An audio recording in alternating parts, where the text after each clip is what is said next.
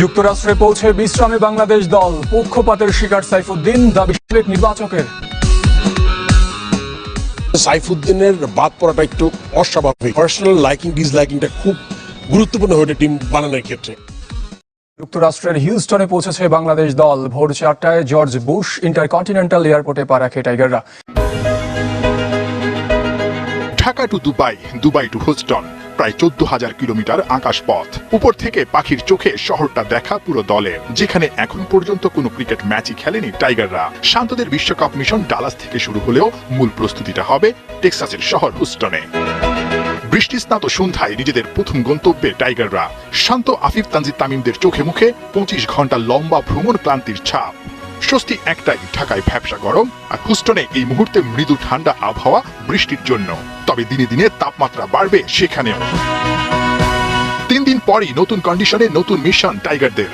স্বাগতিক যুক্তরাষ্ট্রের বিপক্ষে 3 ম্যাচের টি-20 সিরিজ, বিশ্বকাপের আগে প্রস্তুতি। 21 মে প্রথম ম্যাচ, এরপর 23 ও 25 মে বাকি 2 টি-20। এখানেই শেষ না, যুক্তরাষ্ট্রের সঙ্গে আরো একবার হতে হবে মুখোমুখি। বিশ্বকাপ শুরুর আগে যুক্তরাষ্ট্রের বিপক্ষে একটা প্রস্তুতি ম্যাচও খেলবে টাইগাররা। 28 মে আইসিসির ওয়ার্ম আপ ম্যাচের venue grand prairie cricket stadium. বিশ্বকাপের পর্দা ওঠার আগে সবচেয়ে বড় আগ্রহ একজন প্রস্তুতি ম্যাচ ঘিরে। যুক্তরাষ্ট্রের নিউ ইয়র্কে নাজমুল শান্তর দল মুখোমুখি হবে শক্তিশালী ভারতের বিপক্ষে। এরপরই শুরু টাইগারদের আসল বিশ্বকাপ মিশন। ডালাসে শ্রীলঙ্কার বিপক্ষে প্রথম ম্যাচ 8 জুন। 10 জুন নিউ ইয়র্কের প্রতিপক্ষ দক্ষিণ আফ্রিকা। এরপর গ্রুপ পর্বের বাকি 2 ম্যাচ সেন্ট ভিনসেন্টে নেদারল্যান্ডস আর নেপালের বিপক্ষে।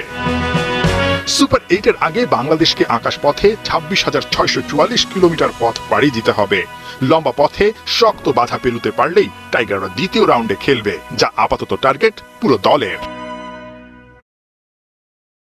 বাংলাদেশের বিশ্বকাপ স্কোয়াডে সাইফুদ্দিনের না থাকা অস্বাভাবিক ঘটনা। ব্যক্তিগত পছন্দের কারণে দলে জায়গা হয়নি এই পেস বোলিং অলরাউন্ডারের, এমন বিস্ফোরক মন্তব্য করেছেন সাবেক প্রধান নির্বাচক ফারুক আহমেদ। তারপরও বাংলাদেশের টিম কম্বিনেশন নিয়ে আশাবাদী তিনি। বিশ্বকাপে স্পিনাররা সুবিধা পাবে বলে ধারণা ফারুক আহমেদের। টি-20 ফরম্যাটে 1.5 বছর ধরে টাইগারদের জয়ের পাল্লা ভারী। 22 ম্যাচে 16 জয়। সমৃদ্ধ পরিসংখ্যান নিয়ে ওয়েস্ট ইন্ডিজ ও যুক্তরাষ্ট্রে বিশ্বকাপ খেলবে নাজমুল শান্তর দল। টি-20-র বৈশ্বিক আসর কখনো মিস করেনি বাংলাদেশ, কিন্তু 8 আসরে কখনো 2-এর বেশি ম্যাচ জিততে না পারার আক্ষেপ। সাকিব, তামিম, মুশফিক, মাহমুদুল্লাহ এরা যখন একটা কোর প্লেয়ার হলো টিমে, তখন কিন্তু আমাদের যা খেলছি তার অনেক ভালো খেলার কথা ছিল। Just because of the selection policy আর ম্যানেজমেন্টের প্রবলেমের জন্য আমরা কিন্তু এখন একটা এস্টাবলিশ টিম হতে পারিনি। অন্যবারের চেয়ে বিশ্বকাপ স্কোয়াড নিয়ে আলোচনার জায়গা কম।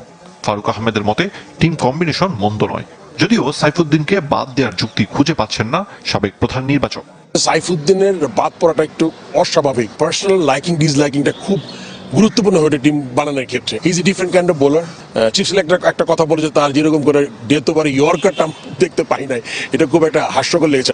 ওয়েস্ট ইন্ডিজ ও যুক্তরাষ্ট্রের কন্ডিশনে স্পিনাররা সুবিধা পাবে বলে ধারণা করছেন ফারুক আহমেদ।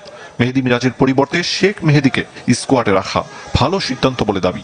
আমি আশা করি এবার সিমারদের থেকে স্পিনাররা বেটার করবে, আমার ধারণা। ক্রিকেটারদের ভয় ডরহীন ক্রিকেট খেলার পরামর্শ দিয়েছেন সাবেক অধিনায়ক। মিরাজ, শান্ত, সাইফুদ্দিন 3 বন্ধু একই সাথে খেলেছেন 2016 যুব বিশ্বকাপ। 8 বছর বাদে আমেরিকায় টি-20 বিশ্বকাপে জাতীয় দলের কাপ্তানিতে শান্ত। স্কোয়াডেই জায়গা হয়নি সাইফুদ্দিন আর মিরাজের। এ নিয়ে যত আলোচনা ক্রিকেট আঙ্গনে, বিশেষ করে ফেনী এক্সপ্রেসের বাদ পড়াটা অবাক করছে অনেককেই। সাইফুদ্দিনের উপরে আমারও কনফিডেন্ট অনেক ছিল, যে কারণ এই ফরম্যাটে ভালো করেছে, এক্সপিরিয়েন্স প্লেয়ার, হি নোজ কি করতে হবে। 17 জনের হিসাবটা করা হলে আমেরিকা যাচ্ছে, সেখানে কেন সাইফুদ্দিন থাকলো না? 5টা ওদের পুরো জিম্বাবুয়ে টিমের সাথে ছিল, হঠাৎ করে হাসানকে আবার কিনে নিয়ে যেত না। আর আফিফের ব্যাপারটা আমি বেশ সারপ্রাইজ, যে কোনো ম্যাচই খেললো না, বাদ পড়ে গেল, আবার তাকে 17 জনের একটা ট্যুর করালো।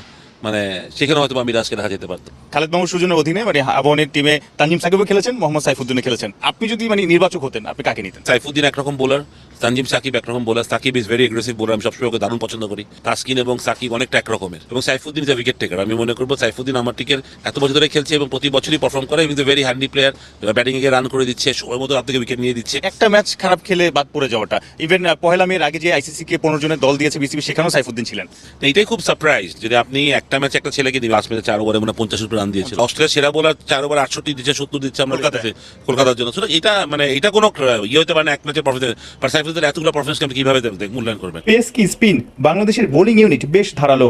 টপ অর্ডার ব্যাটারদের ছন্ন ছাড়া অবস্থায় যত দুশ্চিন্তার। আমরা জিম্বাবুয়ের বিপক্ষে এই বোলিং এর এগেইনস্টে আসলে ব্যাটাররা সেভাবে স্ট্রাইক রেট মেইনটেইন করতে পারেনি, সেইভাবে সাবলীল ব্যাটিংটা করতে পারেনি। বিশ্বাস করি যে ওয়ার্ল্ড কাপে হয়তো আমরা ডিফারেন্ট বাংলাদেশ টিমকে দেখবো, সেটা আমার বিশ্বাস। মানে we have nothing to lose. আমরা যদি টি-20 ওয়ার্ল্ড কাপ খারাপও করি, আমার মনে হয় যে এটা করে বড় কিছু হয়ে যাবে বাংলাদেশ। সেটা আমাদের ওই প্রেশার না নিয়ে খেলাটা আমি